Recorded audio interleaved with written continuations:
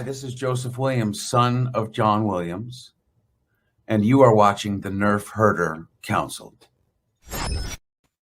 What's up, everyone? Welcome to another episode of the Nerf Herder Council. I am your host, JT. We are live on Facebook, YouTube, and Twitch. We are live every other Wednesday at those three locations at 8:15 p.m. Eastern Standard Time.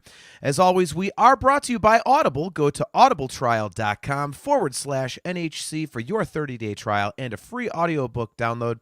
And don't forget that you can get your own customizable Nerf Herder Council swag at shop.nerfherdercouncil.com. Let me bring in AJ and Steve. How's it going, guys? What's up? What do you? Wow, a lot of energy from you guys right off the bat. That's good. I invested like 4 hours into a beautiful intro that we didn't use, so I'm aggravated. Do you want to restart the show? We We can do that. No, it's too late now. See, we took all this planning to rebrand the show, and you guys are still falling into your crappy old habits. I can't. Oh yeah, I can't says help the it. person that didn't get the video that I spent 4 hours on. Okay. I was never told there was a new video, so Check if I the don't know Google that it's Drive, there, we share it with everybody. if you don't tell me it's there, I'm not just going to go rooting around the computer for shit. I wonder if Steve did something this week. I don't know. You got to tell me these things. Good Lord. So, oh man, we are off and rolling. So, as you can see, our background is scary. It's also not but- there in the drive, Steve. Yeah. Oh, there Well, we go. How else did you see it then? We didn't. That's I the think whole you point. sent me a text message with it or something.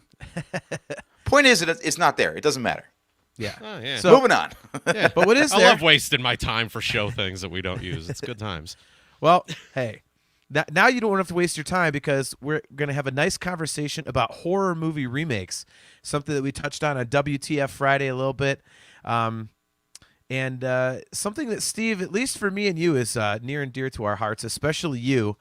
I love horror movies, but I know that you and your wife, Gwen, are really big fans. Yeah. And, as I said in our tweet, get into the good, the bad, and the really ugly. Because, boy, some of these things, I don't understand how you can get some of them so right and some of them so wrong. It's, ridiculous. Like, first and foremost, the fact that nobody can come up with an original idea anymore. Like, they just go through the list of movies that was made in, 1977, and they just go, let's just redo one of these things. So even when they do a good job, it's just so damn lazy that they can't come up with a new, fresh movie idea for a horror flick. It's ridiculous. Yeah, I mean, what have you seen lately that's been good? I mean, some of them are cool. I get a lot of them confused though, like Maleficent and Sinister and all these things. Like Right. they kind of run together a little bit in terms of concept. Like, would you consider The Purge a horror movie? It's funny you mentioned that because I was literally going to ask you that. I mean, it's kind of become like a crazy parody of itself. But Right. the first one, is it more thriller or? Right. I guess it's- honestly, that is probably the closest thing to a decent in the past 20 years. Like, Saw and The Purge are like the closest things to legitimate, fresh idea horror movies that I've cared about. Yeah. What about Saw's Sharknado? good. Yeah. See, AJ, you're going to get educated on this episode. I can't believe you haven't seen a lot of this stuff. It's crazy. I would think that you'd watch these things, but apparently not. So, Dude, the problem is movies are a social experience, which means you have to have people that are also into these types of movies, and it's a lot harder to find those than you'd think. It's kind of a niche audience.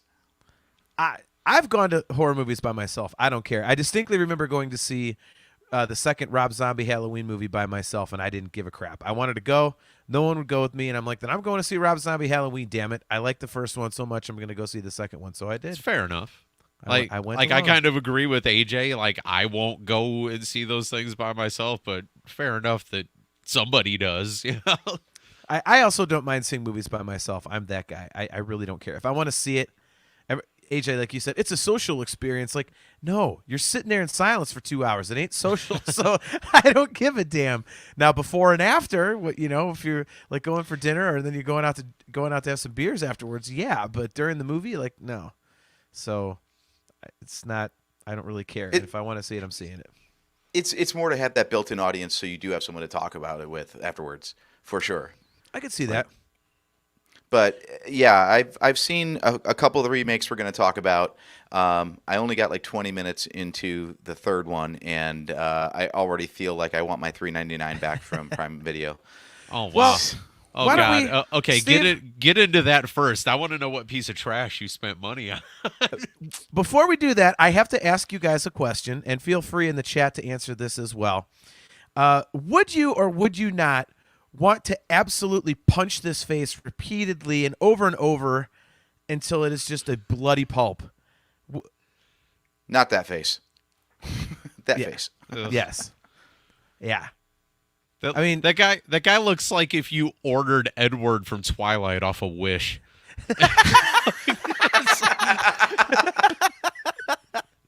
Dude, I mean, this is where we're starting.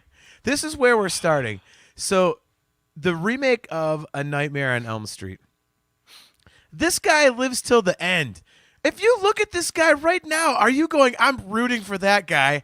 You're like, no, you're like, just off this a-hole, like immediately. He just looks unlikable before he even opens his mouth. And he walks around the damn movie with this look on his face for like 80% of the time. It's like, God, go away. It's like Austin Powers. Why won't you die? It's just awful. God, that's 2 times you've reminded me of that guy. Ugh. I had to bring him up just for you, Steve, because I know me and you just absolutely detest yeah. this guy. Appreciate Just that. absolutely detest this guy. So we are starting there.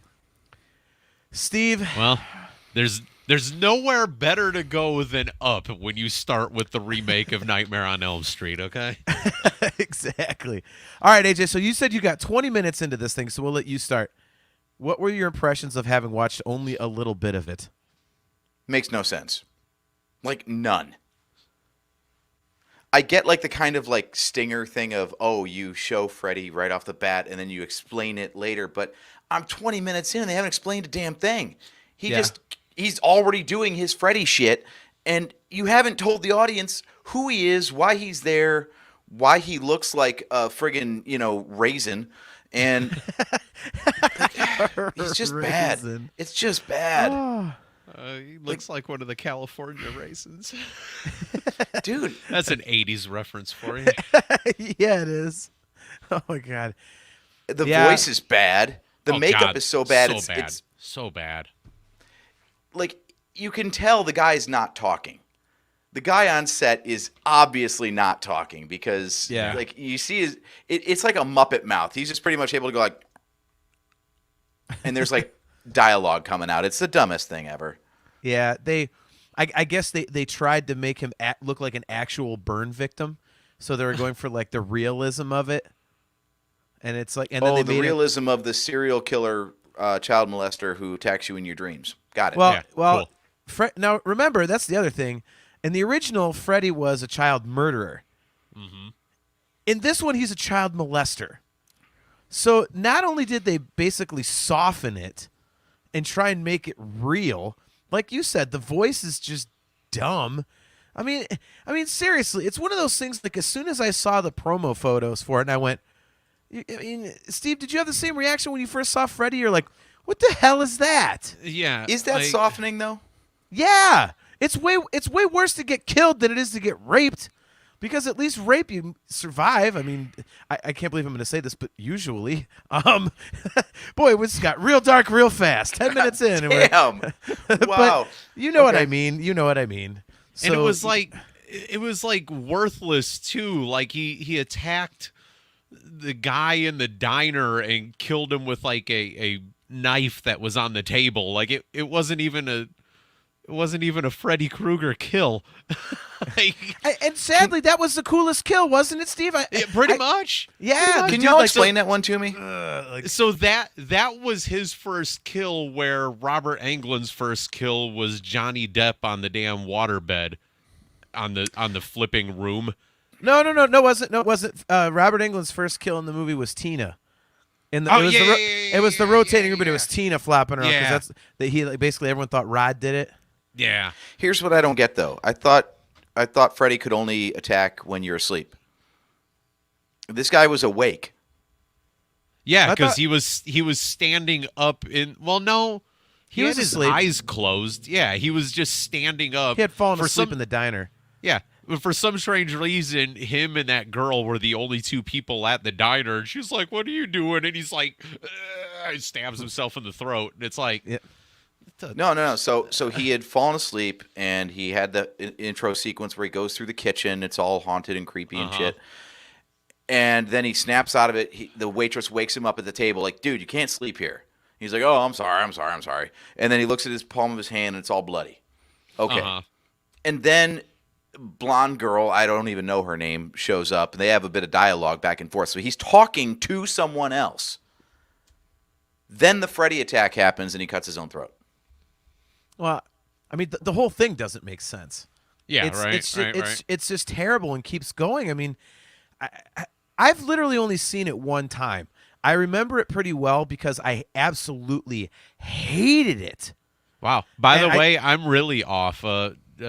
Glenn was Freddy's third victim in the movie. Well, I thought he was even later than that. Yeah, It went Tina and then Rod because he hung Rod. Rod, yeah, and then it had and to then, have been, okay, then Glenn. then okay. it was Johnny Depp, yeah. Yeah. Okay. Yeah. I mean, the whole thing is just awful. I mean, I'm watching this movie going, what is going on? Like, again, like you hate the main characters, and Yeah. Like, there's nothing likable about anybody in the damn movie. Like, normally I would at least, like, especially me, at least I would, like, root for Freddy. And I couldn't even do that in the new one. yeah, exactly. I mean, it's just it was awful all the way. Like, I somebody couldn't just set believe. fire to the guy already, and let's just roll the credits, man. This is ridiculous. And it kept going on. I'm like, oh, geez, just end this shit already. Will you Yeah, please? that was like the longest we movie done? in the history of movies, dude. Yeah, like, are we done? So Kale McLeish wants to know, so where do we stand on the original Terminator being a horror film? And he said, oh, wait, remakes only. I guess Genesis counts, and that's horrible. Yeah, it's... And Dark Fate. That one I haven't seen. I have to see that one. I keep forgetting Well, to watch it. I don't think it's bad actually, but it's totally a remake. That's. I mean, there is that's what only I've heard. one Terminator plot since Terminator 2. It's just changing the characters out, basically. I can't wait till we do an episode about Terminator 2 because that movie is basically cinematic perfection. But, yeah. Look at it. Kale again. He says, if you're rooting for the killer, it's poor casting. If you're hoping to be the one on fire, at the end of it, well, yeah. Hey, I don't know. I wouldn't go so far to say that because I always rooted for Freddy. Screw everybody in those damn movies. Dude. I want to see people getting chopped up, dude. Right? You know what I mean? Like, I mean that's part of what you're there for. It's like, my At God, least it for took me. you 30 years to get your hands on Nancy, for fuck's sake. Come on now. You're better than this. Well, there's a reason they keep bringing Jamie Lee Curtis back to the Halloween movies, though, because as cool as it is to see Michael Myers go and murder a bunch of people, like you've got to have someone that you're rooting for as a through line. And Right. if you just introduce anonymous people as victims every movie, like Friday the 13th does, it where can you go? Like it gets very repetitive very quickly. Yeah. Well, I don't know. I mean, see, the Friday the 13th one is an interesting thing because in the original Friday the 13th, they couldn't show like a ton of blood.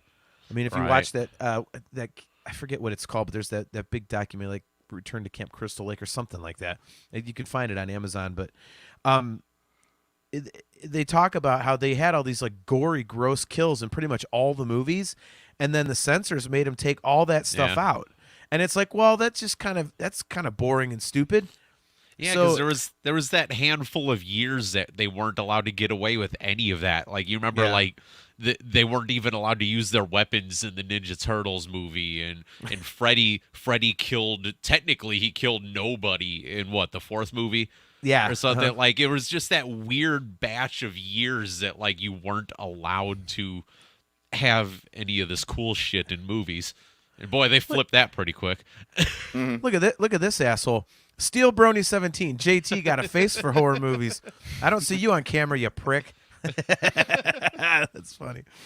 Oh my god! It's hey. By the way, we just set a record. It's our first ever live Twitch comment. Yeah. So No, First we in. we had some on the first Friday show that AJ and I did. we've never done it on StreamYard, so that's our first one. So Steel Mm-hmm. Brony gets the nod. So yeah, but Good I for mean, him. Yeah, so back to Friday the 13th. I mean, I think that was one of the cool things about the remake was that, they could actually show some nastier stuff. Yeah. And so I mean that's one that I think a lot of people really don't like, but I actually don't have a problem with it. I thought it was kind of cool. I mean there was some cool deaths in it and everything, and again, you could actually show the gore. Yeah. And I'm like, well, and that's the thing to me about these horror movies. Like, if you're not showing any gore, it's not really frightening to me in a lot of cases, because it's like it's Right. not what's there to be scared like, of. Like, yeah, because like there's this like amount of like disbelief that you have anyways, because it's a movie and all that. But like you go back and you watch I remember the first Hostel movie, and that scene where the guy was in the chair at the beginning, and yeah. they just hacked his Achilles on his feet, and he went to go So stand bad. up. That gave me the chills, because I was just like, ooh, that looks too real. But like you watch Friday the 13th, you watch some guy get his nugget lopped off by a machete, and you're just like, like you're cool with that, because there's that disbelief of a slasher movie. But you watch some of these other things like Hostel, and you're just like, ooh, why are they cutting that bitch's eyeball off? Ew. Like, Dude, that's Yeah. where Saw got it right. yeah. Saw was amazing at doing both of those things, Yep. like the crazy death contraptions. But then, like, was it the third one? I think where dude had wasn't that like brain surgery or something? Like he was dying of cancer, so they made him like operate on him. something like that. But yeah, like I remember, I think it was it 3 lo- or I get 4, lost and then the way they like got right in close on the skull with the saw, Yeah, and, and he's you just like heard it like you're going right cutting in. Yeah, into like- it, and you're seeing like the Oh, wait. the skull dust coming off of the saw. when Yeah. it's, Wasn't like, that I thought that wasn't that the autopsy in the beginning of one of them? I thought like they were No, doing they were Jigsaw's messing with the- autopsy. No, Jigsaw had a brain tumor, and the whole reason for that movie to be was to get one of his victims to operate on him and take it out. Man. So he's just like sitting there in a chair, and he's like awake and conscious and cogent and everything, and they're just like they're peeling back the scalp to expose Yeah. the skull, and then they're sawing into the skull, and But like you said, Yeah, it Saw was- got it right oh. too. Like between that, you think about like I remember the one trap that they had the vial of whatever inside the box, and they had to stick their hand up through the knives. But like the way that it came down, there was no way to pull your hand back out of it, and I was just like, like, oh, that's so gross, man. Yeah, I don't know. I've got to go watch those again, because I'm not. They all kind of blend together except for the first one and the second one. And the second one was because that's the one where the chick falls in the pit of used hypodermic needles. The needles, yep. That is the worst one ever for me. There has never been before and never will be another more heinous kill in a horror movie for me than the that's needles. horrible. I couldn't even. When I saw that, I was like, no. Like I love the ugh. Saw movies because it was like it made you think through the whole movie. Like normally I'm not that kind of guy, but the fact that you're sitting there, you're trying to piece together everything and try to figure out what was going on by the time they gave you the answer at the end of the movie. Like that was Right. always fun. So, all right. So, Steve, do you remember the Friday the 13th remake at all? The only thing that is like sticking out in my mind, two things. I remember the guy from Supernatural being in it. Yes. And I remember being aggravated, even though it was a horror movie and everything is disbelief. I remember being aggravated that they put him in the wood chipper, and then he was like alive 15 minutes later. and I'm like, what the fuck is this? Is he in the T2? Like, how is he's this a a T1000. thing? Like, how is this a thing? They just stuck him in a wood chipper. He just turned into mashed potatoes on the other end of that. Now he's slashing people up with a machete again. What the hell's going on? Well, it's that, like you said, disbelief. But All right. Was that the one remake that they showed the tunnels underneath? Yes. Yeah. Mm-hmm. I remember that kind of aggravated me too. Like, because there was something ridiculous about the fact that Jason could just walk and catch up to anybody while they were running their asses off through the woods. And when they showed the tunnel system underneath, I was just like, well, you're kind of like, that kind of sucks. It's like you're giving away like the magician's secrets there, aren't you? like it was just kind of dumb. I don't know why. I get why they did it, but it was just like, meh. Hey, it's our buddy Thrasher. He's right. He killer cut. Yes, the extended version. Yep. What's up, man? Good to see you again. Yeah, I didn't ever. Okay, so what's worse? The fact that if you don't see that stuff, you're like, okay, how is he covering all that ground in such a short period of time? Or when they show it and actually bring at least a little bit of, reasonable Reality. logic to it. Logic, yeah. Yeah, then you're like, well, no, it's too which one's worse? I mean, I don't know. I don't know. feel like it's the old saying to like keep your mouth shut and be thought a fool, then open your mouth and remove all doubt. Like, Right. unless you're gonna have a really good answer, don't even try. Yeah. Don't even try to provide one. Right. Right. Like, there was always that part of watching a Friday the 13th movie that, like, you got pissed off when that chick was running through the woods, and you're just like, bitch, why are you tripping over everything? Like, and you kind of want that to happen. You get to a point that you see it so much in 1980s slasher films that you just expect it, and then they show the tunnel system, and you're like, I'd rather see the bitch trip over a twig and fall. Right. Yeah, I don't know. I didn't mind that one so much. Yeah, like it wasn't like a hatred thing. It was just like, I don't need that. Right. So the thing that bugged me about the Friday the 13th remake was that, like, I don't know, how would you guys characterize Jason? Like, he doesn't seem like much of a planner.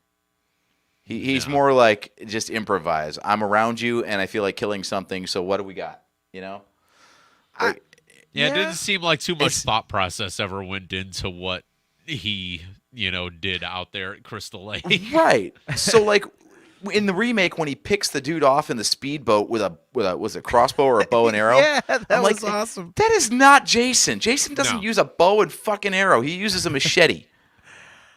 Yeah, right. Or actually, to its credit though, there is a great kill in there though, with the mummy sleeping bag. Oh yeah. Uh-huh. Just whipping him against a tree like that. That's so Yes. brutal. I love it. Love it. Yes, I agree. Oh well, But that's like improv. It's not like he set that up ahead of time or anything. But this whole thing, like, oh, this guy's going to be on a boat. Hold on, let me go get my bow and arrow. Yeah, right. I'm an archer now. Like Like, what? yeah, they made him out to be like some weird hunter more than like just a crazy, Well, Kale nails it. He says he's an opportunist. Mhm. I mean, I would go along with that. I mean, I don't know. Like, see, again, some of these things, like, I really can see both angles to it. Like, I could understand, saying, oh, he doesn't use a bow. He doesn't use a crossbow. Like, he uses a machete. Like, he did have like that spear in like the first or second movie or something too. So. Yeah. I mean, he used an arrow and stuff. I mean, Yeah. So, I mean, I could see where you're coming from, AJ. I can get on board with that. For me, again, I know going in that I'm not going to see like Shakespeare. And Right. I just really want to see people getting mauled and chopped to bits in really cool ways. So it's like I really don't I don't really put too much thought into it. I mean, it's got to be. Again, a lot of people don't like this movie, and I don't have a problem with it. I mean, it's not like the Nightmare remake, which was abject shit the whole way through. Yeah. I mean, I said, like, I did not have a huge problem with the Friday the 13th remake, but like I despise the damn Nightmare one. I don't know if it was just that bad or if I'm that loyal to Robert Englund or if it was a mixture of both, but like, my God, that thing was trash. Well, I think the reason that one sucks so bad, I'm interested to get your guys' opinion on this, is because, with Michael Myers and like characters like Michael Myers or Jason, they don't talk. They're just like a shape that beats the shit out of people. Yep. Whereas Freddy was like an actual character with like Yep. personality. Yep. And He it's was like- always a smart ass. You know? Yeah, it's like how are you going to recreate that? And especially the first movie, he was actually like really pretty terrifying. I mean, Right. I don't know about you guys, but the first time I saw it, I was a kid and I was like, "Holy crap, this is like chilling my piss," you know? Like so it's like I mean, how are you going to recreate that? It's not like you just throw a guy in a hockey mask and have him go carve people up and you're like, "Okay, we got, Jason back." Like I mean, it's different. So I think Yeah. and they went so far off of the source material with the character that it's They just tried like, what are you they doing? tried to make it they tried to keep a slasher feel but make it realistic almost. That they were just like, oh yeah, a guy that, is slashing, is a kid toucher and killing people in their sleep. He wouldn't be saying funny one-liners and stuff. And it's like, no, he would. Yeah. Because that's what we've been taught over the course of the last 40 years. Of course he would. Yeah, it was like I always thought of it like when they put nipples on the Batman suit. It's like, okay, I get it. Like if it's supposed to be a skin tight suit, okay. If he's smuggling raisins, then okay. Like I get it. Like technically you could say that, but it's like, come on, seriously, like what are you doing? I mean, stop it. Like we get He it. was Freddy's just really excited to fight crime, man. What can you say? apparently so. No, Sorry, I think what you're talking about with the remakes, it kind of gets at something like first question you've got to answer when you're doing a remake is why? Like, why do you need to make another movie that is somewhat similar, or at least borrowing from a movie that's already out there? yeah. And there's a ton of that going around. I get the standpoint of like, like we were raised with like the George C. Scott version of A Christmas Carol from PBS, right? How many times has that been made and remade over the years? Like everyone Yeah. wants like their version. It's like our Star Wars thing, like we grew up with the original trilogy, but there's a whole generation that went and grew up with the prequels. So the prequels are their Star Wars. You could Yeah. say it's kind of a remake of sorts, but it's everyone wants their own stories. So I get that, but like with the horror movie thing, you got a problem because like are you going to stick close to the source material, in which case you're just retelling the same thing again? Because like you said, Jason and Michael Myers don't really have a lot of depth. They're voiceless Yeah. characters that just murder people. So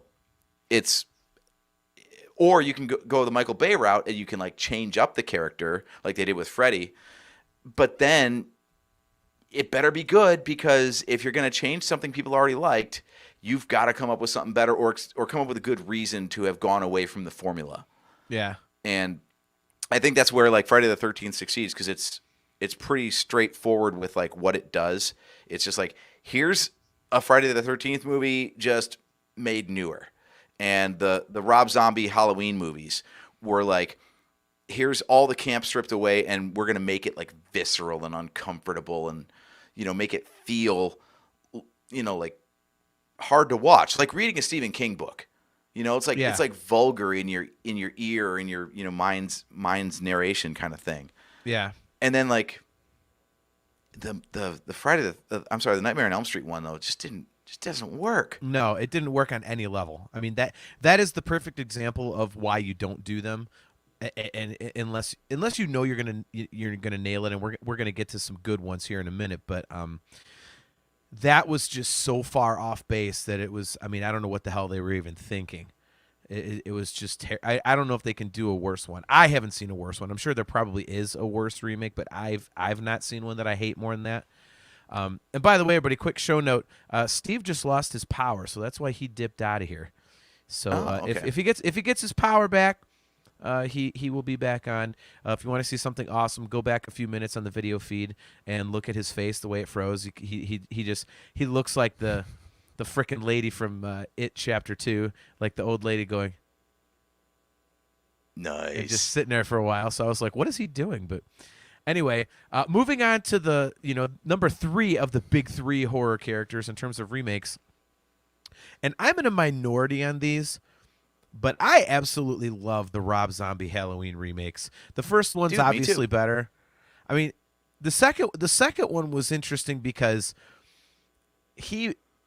Rob Zombie did not want to make that movie from what I've read, and so the kills are just absolute. They're just brutal.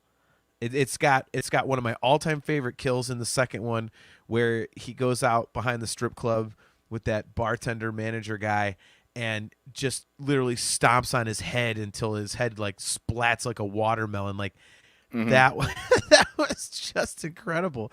And then when he's killing the nurse in that one, like, he's like, you can hear him grunting like as he's like stabbing her. Like, I mean, they just made it so violent and dark. And I know a lot of people don't like the white horse stuff and everything, and I'm not a big fan of him eating a dog, but Was it the first or the second one where Danny Trejo got his?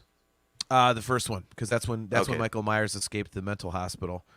A lot of people don't like it, and again, here's one of those things I can see both sides of. People don't like the fact that they showed Michael Myers as a kid, kind of gave some backstory and explanation of why he's such a kook or whatever.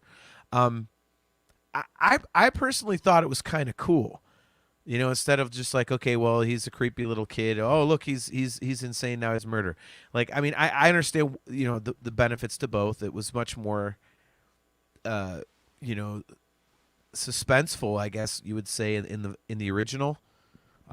There's a word there that I'm just completely losing, but it's you don't know what the hell this thing is. That's why he was called The Shape in the original. And in the remakes, like, more about him, and it's like it's a little more sinister because you just absolutely know that this guy is like really effed up in the head. And I thought that the gore was cool, like when he beats up the bully with the tree branch, like that was cool, and and he just starts going down that rabbit hole. And in the uncut version, it's there's some sick stuff in there, and I loved it. I mean, I really really liked it. I mean, where do you stand on those movies? See, I've never really been a big fan of the classic horror stuff because it is campy as hell. So I actually tend to like the more modern stuff because it's with the times, but it is like making it feel like this is a real person who went through real things who could really exist. I think actually heightened the horror aspect instead of this just big anonymous motherfucker who just stabs the shit out of anybody and is basically invincible. Yeah. And like the thought of there being like a real person that could really do these things and live right down the street from you, you don't know, that to me feels scarier now than the anonymous threat that like the 70s and the 80s love to go with. Yeah, I actually like both. I think I love the character of Michael Myers for some reason. Something about the mask has always been really cool to me, and I like both. I mean, they're both different. It's the same character, but it's like a different take, I suppose, in a way. And I like it. I think they both present something interesting. Kale McLeish says, Rob Zombie at least has some interesting ideas. Each one is cut from a similar cloth, but there's still some big change between. Yeah, exactly. It's you've got two different takes on the thing. You've got the completely no background. You have no idea what the hell this guy is about, one. And then you've got okay, well, he's a completely crazy little kid. He, off the nurse with a fork in the mental hospital when he was like 10 or whatever. Like, So I mean, it's cool. It's like it's a different presentation on both, and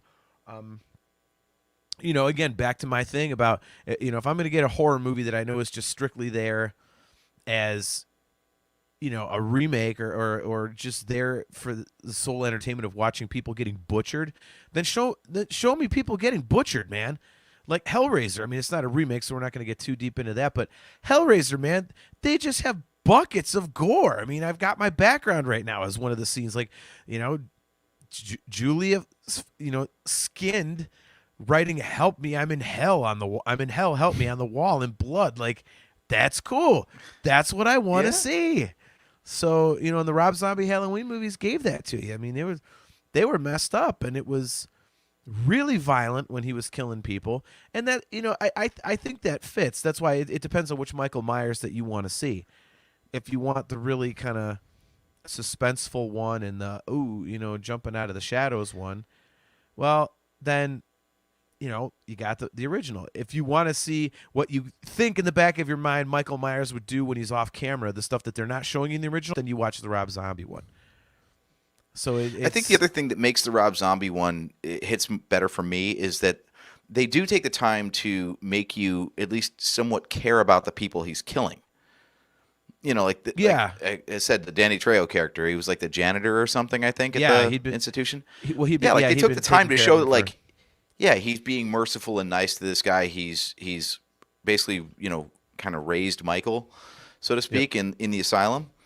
So then when Michael offs him anyway, you're like, oh crap, man! Like, this is a nice guy. I actually care about what happens to this person. Yeah. So I think that the death scenes were like, they hit harder because you actually cared about who was getting killed instead of just how gorily they were getting done away with. Yeah, I agree. Oh, look, it's our buddy Joseph Wren. He says, stop remaking horror movies. New ideas, please. Oh, wait, you don't have any? You're fired. Find new writers. And then he says, you know what's better than the remake of Texas Chainsaw Massacre? The original Texas Chainsaw Massacre. I'm going to blaspheme right here and right now, and I'm going to say that you are wrong. I do not get why people like the original Texas Chainsaw Massacre. Don't tell me that there's a guy murdering a shitload of people with a chainsaw and then don't show me one fucking drop of blood, okay? It's not scary. It's stupid. All right? It's really stupid. That's like giving me a wrestling event saying we're going to have a freaking Japanese death match, and instead you get a brawn panties match, okay? Right. Stop it. If it's a chainsaw massacre, show me a fucking chainsaw massacre, okay? Stop that crap. The remake was much better, I thought, and what was even better than that, the intro scene won it. I mean, come on. Dude, when that camera pull, like, out through the head wound. Yes! Oh my god, that was so good. Good. I knew that I was gonna love that movie as soon as that happened. When it's like, you're all gonna die or something. We like just blew, and then they're screaming, and the camera goes right through the hole in the head. I was like, oh my god, this is amazing. So and then Texas Chainsaw Massacre, the beginning. No one ever talks about that, but the deaths in that one too. Oh my god. I mean, like when the chick's under the table and he's got her boyfriend nailed to the table. And he's messing him up, and then finally he just takes the chainsaw and rams it through him, and the blade's like right in front of her face, and his blood is just getting all over her. I'm like, oh yeah, that's what I came to see. I have so many movies I need to see, man. I've got to see that, dude. It's fantastic. It's fantastic. Again, it's kind of like the second Rob Zombie Halloween, where it's just so violent in so many parts. You're just like, ugh. Like it and that kind of is the reaction that I like to get when I'm going to a horror movie, when I'm kind of like, ugh, like turning my head a little bit. Right? Exactly. Yeah. Now, do you count the new Scream movie as a sequel or a remake? I think it's a sequel because they brought back the original characters just a lot older. So I think it kind of is a sequential thing. Because it's kind of like a fourth wall breaking thing in the first place. Yeah. So I'm not really sure if it counts. Like I haven't seen it, honestly. Have you? I have not yet. No. I want to, but my wife has no desire to see it, so I have to find a time to go check it out myself. So. Looks like we got a field trip to plan there, buddy. Exactly. Yeah, like as far as I know, the plot is supposed to basically follow the first Scream movie, but just with younger characters. Like the sort of thing where the events of the first movie are so long ago that like these younger people don't believe that it happened, and then of course the old people come in and go like, "Oh yeah, totally did, that was the thing." And so it's like it's deliberately kind of poking fun at the whole remake aspect, the remake sequel aspect, because it's always been a very self-aware franchise. Yeah. And that's what has me intrigued about it, though, because, so much has changed. I think that's the other thing that's hard about, like, doing original horror movies at this point. The number one thing you have to do as a writer, especially for a horror movie, the first thing you need to do, you have to get rid of cell phones. Cell phones fuck up everything. Like, in the 80s, like, the original Halloween. oh, you're babysitting at a friend's house, and you know there's a killer who cut the phone line. Oh my God, you're cut off from the world. You can't get help. Yeah. Now you're like, hold on a second, let me fire up my iPad. You got Wi-Fi, right? No battery on the iPad. I got my cell phone. No, that's cool. No, all right. Well, good thing I brought my laptop. Like there are so many ways to do this now that like the first thing any writer has to do is get rid of the internet, basically. That could be like a tagline for one of them, like, in a world without passwords, Wi-Fi can't save you.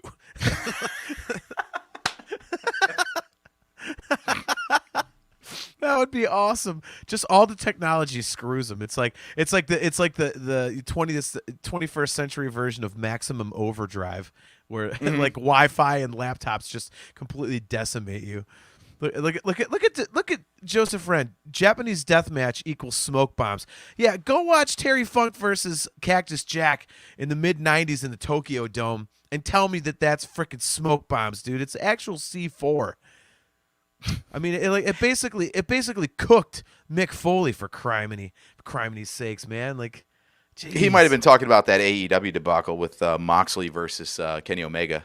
Oh, I did not see yet. So yeah, they hyped it up as being like so, and it was brutal. But then the whole thing was like the ring was supposed to explode at the end. There was a countdown, and the ring was going to explode, and the pyro just fucked up. That happened in the Mick Foley match. Yeah, and that was it. Just a little puff of smoke, and they were like. They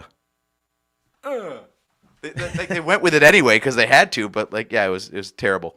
Anyway, there's another episode we can get into is like professional wrestling. But I say we're not talking wrestling this week. Yeah, but yeah. So cell phones, they just fuck everything up right away. Right. The first thing you got to do is explain why you can't make a phone call or get online to reach help that way. Exactly. So something that I wanted to bring up because it's. We talk about the good and the bad and everything. I think there's an excellent comparison of the two based on one author. I've mentioned it briefly on the show before, I think, but I am a huge Stephen King fan. And we recently had a couple of remakes of some really popular Stephen King properties. Couldn't tell. Yeah. Our background says. So there was the Pet Cemetery movie in the mid '80s, late '80s, whatever, '89 it might have been, and then you had the made-for-TV version of It that everyone just loves. Tim Curry's Pennywise is just legendary. I mean, the ending with the spider monsters, putrid, but those are both really, really popular movies with Stephen King fans, and they both got remade recently. It was two movies, everybody knows that, and they remade Pet Cemetery, and you want to talk about polar opposites on the spectrum, because the It movies, especially the first one, are really, really good. I mean, they are really, really good. They did a great job with that. And then Pet Cemetery is trash. I mean, it's not. Did you see that one? We should do an entire show just on Stephen King film adaptations because those things run the gamut, man. Holy crap. I like it. Okay, discuss that Stand miniseries that they did on, what was it, like CBS streaming, whatever? They got a new one coming out, so yeah. Joseph Wren says It is not a remake, JT, but it does feel like it sometimes. I think it's a remake because there's a super popular version that came out in 1990. It was an existing property. So, I mean, I get where you're coming from, Joe, but I would consider it a remake because it was. I mean, they're not remaking stuff that people don't like. So, they're not remaking Killer Clowns from Outer Space. I mean, people liked it because it was kitschy, but it's not like like some hugely popular thing. But so I would consider it a remake, but yeah, I mean, the It movies were really, really good. And Pet Cemetery was just not at all. I mean, I can't even say that it's bad. I was just kind of sitting there like, all right. You're going to have to enlighten me on this one because I did not see the remake. So what fell apart for you? Well, first of all, let's start with what was so good about the It movies. Well, first of all, they were scary. And I was nervous when I saw the concept art of what Pennywise was going to look like, because the Tim Curry Pennywise, Kale, it definitely has a great soundtrack though, John, as your shirt reminds us. I actually wore my Anthrax shirt specifically for that reason. Good catch, Kale. I know you commented on that earlier, but I mean, the It movies, like, the Tim Curry Pennywise is one of the most popular horror characters that there's ever been. People always talk about Tim Curry as Pennywise, when they're talking about Stephen King stuff and horror movies and whatnot. And so, for them to actually come out with a Pennywise that, I mean, I wouldn't say it's as good as Tim Curry. I don't think there's a way to do that.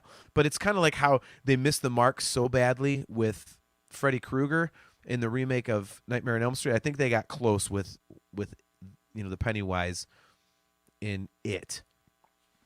Yeah, I thought they did a great job with Pennywise for sure. Yeah, so I mean, there was that. They stayed pretty true to the source material. It's a little difficult because the ending is really wonky. It's very kind of like existential and like spaced out and everything. So you can't really. Stephen King is tough to adapt in general because some of that stuff just works way better on the written page. There's a lot of his books where I'm like, all right, I can go with this in my head, but then when you actually show it to me, I'm like, that's really stupid. Yeah, and I mean they tried to adapt it with the whole Indian thing, and it came here like thousands of years ago, which I mean that's kind of how it happens in the book, but that's not how they kill it, so the death has to be different, and but for what they had to work with, I thought it was pretty cool, and it was just great. It was suspenseful, and it had some some cool deaths. The gore was cool, and it was an updated take on it, but it still had that kind of 80s horror-ish feel in spots, which was awesome. I thought they really got the bond between the Losers Club. I think they really got that correct. They did that very well.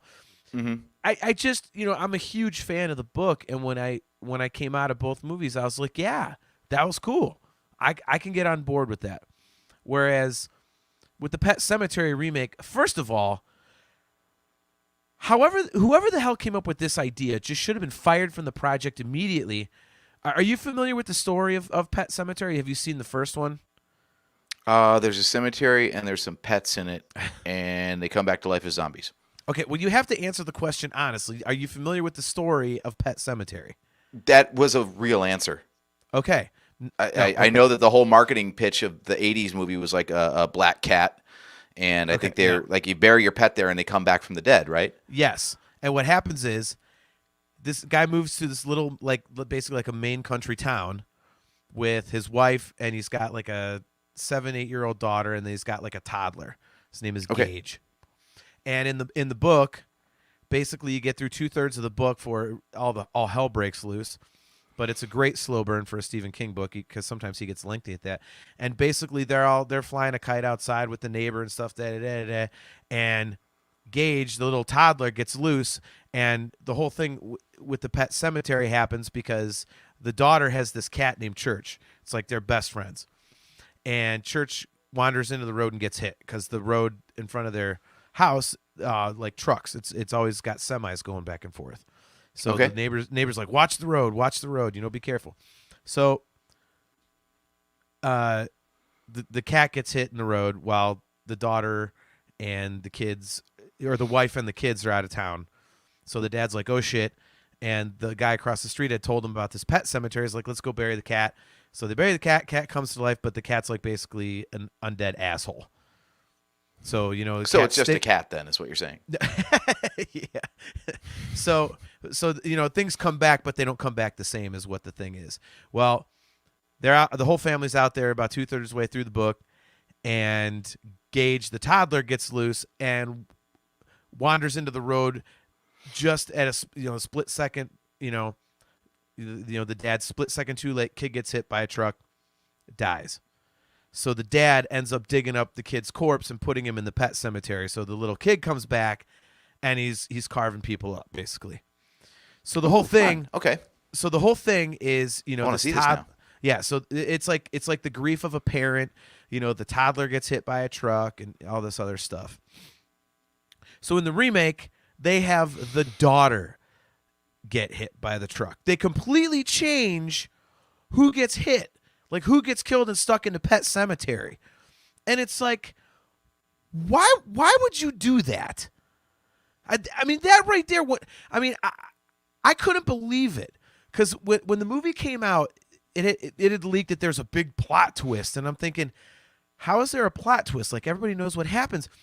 So when it all went down, I went, you got to be kidding me with this. Like, who did this? And then there's no suspense. It wasn't creepy like the original movie. There was just nothing to it it was just, it was like a limp noodle the whole time. With the main crux of the story changed. And I was does changing who got hit actually affect the way the events play out? Oh yeah. Or did they just graft like one character's personality onto the other characters? So no, it's no. If you I would recommend watching both movies, because I mean the 1989 or whatever version, while it's not great, it is a cult classic and it's pretty damn good. It's got God, who's the guy that played Herman Munster? Fred, what's his nuts? And he plays the neighbor. I'm gonna Google Fred what's his nuts. Let's see. I think his last name is what's his nuts, but yeah, and it really does, because it's it's his son, it's his firstborn son, and they make the kid out to be really cute, and especially in the book, they build the relationship. He's just this cute little kid, and dad loves him so much, and this, that, and the other, and they really play up how creepy the damn Pet Cemetery is. So when you finally have everything converge, it's just, I mean, it's powerful. And to just change that is like, why would you do that? It's dumb. And I mean, I had such high expectations because if I remember right, it came out between the two It movies. So after they nailed the first It movie, I was like, oh, this is going to be great. And it sucked. I was like, oh, man. I was so disappointed. Stephen King's a hard thing to nail, but yeah, I don't think that's a horror movie remake problem, though. There's a bunch of movies that do that, where they just inexplicably change certain details, and it either, if it doesn't affect the story, you're like, why did you bother? Or if it does affect the story, you're like, the first one was fine. Yeah. So yeah, I think you just stumbled across a bad movie in general, not a bad horror movie remake. Right. I think so. I've been thinking about this as we've been talking here. One thing I'm trying to understand, like, my own question as far as like why bother with a remake in the first place. Okay. And you think about like how horror movies have changed over the years, right? Like the way they look, the gore you can see, all the threats themselves have changed. Yeah. Do you think maybe it's the reason they do a remake is because the things that were scary in the original movies are no longer scary? Because audiences adapt, like there's only so many times you can see someone get butchered by an anonymous threat and be like, all right, what else you got? That's why you get the weird sequels, like as these stretch on, like, they had to add a backstory to Jason in Friday the 13th. And then the Halloween movies got really weird with the occult and all that stuff when they, wore out the Laurie Strode storyline. Well, I think, as you alluded to, and Kale said earlier as well, and Joseph Wren too, there hasn't been a lot of great new horror stuff, but there's an audience out there for horror. So I think the whole remake thing is basically the studio going, well, we have this audience for this particular genre, and we know that this is going to make us money if we just do this again. I feel okay, so what do we got for current franchises? We've got, was it Paranormal Activity? Yeah. We've got The Conjuring. Yeah. And really, like, what else do we have? What? That's what. Isn't there like that? I mean, I guess The Purge could kind of be Sinister thrown in as a horror movie. Like, I don't really see The Purge as a horror movie. I mean, I don't know. To me, that's more of a thriller. Before we jumped on it, we talked about Alien and Aliens. Like, Alien is a horror movie, whereas Aliens is a thriller. I think that's the difference. That's where it seems to be going. I notice a lot more thrillers these days, like A Quiet Place. There you go. That's only 2 of them. There's only 2 Yeah, of but those. it's still kind of a franchise. I mean, you got a sequel out of the thing. It's a semi-original idea. The whole idea of like, Yeah. basically STFU or you're dead. Like, Yeah. I still have to it's watch something. that one. I still have to watch that one. I watched one a couple of years ago. What was it called? It was. We were talking about it off camera. Was it Tyler Perry who did it? No, Jordan Peele. That would Jordan Peele. That's right. Yeah. But- Yeah, like that one was like a horror movie, but it was a grounded horror movie where it was like a husband basically abusing the crap out of his wife, kind of a thing. Yeah, it's Get Out. That's what it was. Get Out. Yeah, that's the one. Yeah, so like it feels like all the new horror movie concepts coming out are usually like more grounded. Yeah. Like A little more I think thought-provoking. reality is scary enough now that like that's what chills people's piss. Yeah. Right. Like and it feels that way like ever since like 9/11, when all of a sudden, the US experienced an actual terror attack. It's like, "Oh crap, reality really is terrifying. We ignore a lot of stuff." Like all we got to do is point out exactly how dangerous real life is, and we've got a horror movie. Yeah. Joe's got a good answer for us. He says, more common than it should be. Most of the time, remakes of all types are to secure and extend publishing rights. Most contracts end if you don't do something with the property. I did not know that. Oh, there is a crap ton of like I did not know that. there's a crap ton of Marvel movies you don't know ever existed because it was just studios trying to hang on to the rights when they were sold, like back in the 70s and the 80s. No kidding. I did not know that. Mm-hmm. Kale McLeish, if the world turned into A Quiet Place rules, I'd be dead within 40 seconds. You and me both. Yeah, I'd it'd be be a dead. race for you too. I know. I'd be dead first, man. Yeah. So I think it's obviously Joe's got a good real world explanation there. I think it's also they know that certain things they're going to make money off of just on the name alone, and so they go for it. But then changing the story, people want to have this bit of originality and put their own spin on things, but I mean, it's such a fine line. If you do it wrong, it just turns it into a piece of shit. And some things you shouldn't touch. I mean, if you're gonna like, for example, Nightmare on Elm Street. If you're gonna remake it, then don't screw with it. Pet Cemetery. Don't make it to where Gage isn't the one that gets killed. Joseph Friend. All right, JT, it's Quiet Place rules. Oh, come on! And I'm dead. So, yeah, I mean, if you're going to do it, have some respect for the source material. I mean, I get if you want to put like a spin on it. Like Rob Zombie did it right. We talked, kind of coming full circle here. He was respectful to the Michael Myers story by just adding some he kind of layered the character more. But it was still the Michael Myers we know. He's still in Haddonfield and all that kind of stuff. It's not like, changing a plot point. Like, we're just talking about Pet Cemetery. Like, oh no, it wasn't Gage that got killed. It was Ellie. Like, what the hell is that? Like, why? Why even remake the movie if that's what you're going to do? I mean, I don't understand. What's the point? No one wants to see that. I've not met one person that was like, oh, I liked it better when they killed Ellie instead of Gage. Like, no, it's stupid. Like, that's not what happens. Stop I wonder what the messing with rule it. is, though. If you're doing an adaptation of a book, is it a remake or is it just another interpretation? Like, did the new Pet Cemetery set out to remake the old Pet Cemetery movie from the 80s, or did it set out to do another interpretation of the book? That's a really good question. That is a really good question. I mean, for the sake of our discussion, we're saying it's a movie thing because there was already a version of that movie that existed, and now they're like doing it as like an update. And I mean, they're called remakes, pretty much. But man, just in general, that's a really good question. I think what we've learned from all this, though, to just put a little bow on it, is don't let Michael Bay touch anything. Yeah, right. I just realized that he also is responsible for the Ninja Turtle movies that came out recently. So I have There you not go. seen those, but yeah. So real quick before we get out of here, look, look, Steve.